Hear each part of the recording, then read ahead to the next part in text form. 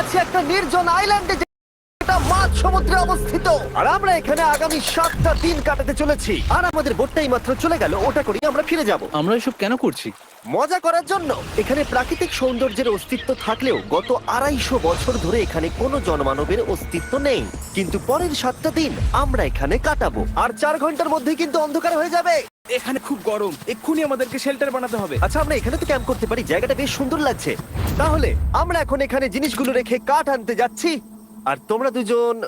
আমরা ক্যাম্প বানাচ্ছি। হ্যাঁ, ঠিক আছে, তাই করো। চলো শ্যান, চলো চ্যান্ডেলার। ঠিক আছে, আমরা তাড়াতাড়ি কাজ শুরু করে দিলাম, কিন্তু আমাদের সাবধান থাকতে হচ্ছিল, কারণ তোমার উপরে পৃথিবীর সব থেকে বিপজ্জনক গাছ রয়েছে, যেটা কাটলে খুবই বিষাক্ত আঠা বের হয়, যা তোমাকে প্রাণে মেরে দিতে পারে। তাহলে আমরা এখানে কেন দাঁড়িয়ে আছি? আর ওদিকে নোলান আর ম্যাক আগুন জ্বালানোর জায়গা তৈরি করছিল। দেখো কত সুন্দর আগুন তৈরি করেছি আমরা। এখানে তো আগুন জ্বলছে না। না মানে এটাতে ভালো আগুন চালানো যাবে। আর সেন আমাদের থাকার জায়গার ফ্রেম তৈরি করছিল। তুমি নিশ্চিত এটা আমাদের উপরে ভেঙে পড়বে না?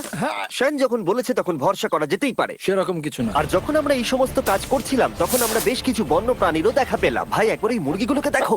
এই, ওখানেই তোমরা দাঁড়াও। কিন্তু কিছুক্ষণের মধ্যেই বুঝতে পারলাম কেন ওরা দৌড়ে পালিয়ে যাচ্ছিল। এই, তুমি এখানে কি করছো? আরে এটা কি? হ্যাঁ, ও এটা একটা ছুরি। তুমি কি এই মুরগিগুলোকে মারার প্ল্যান করছো? হ্যাঁ, আমার একটা মুরগি চাই। আমরা মুরগি মারতে পারি না। জিমি, এখানে আসার আগে তুমি ডিনারটা কি করেছিলে? বলবো না। প্রথম দিনের বাকিটা ক্যাম্প তৈরি করতে কেটে গেল, যেটা ছিল বেশ সহজ। এখন তোমাদেরকে ক্যাম্প দেখাবো। এখানে আগুন জ্বলবে আর এখানে খাবার তৈরি হবে। এদিকে এসো।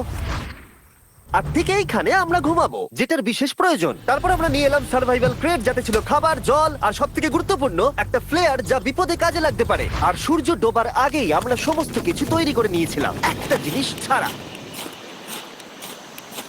দাঁড়াও 1 মিনিট, সানস্ক্রিন দিয়ে কি আগুন জ্বলে?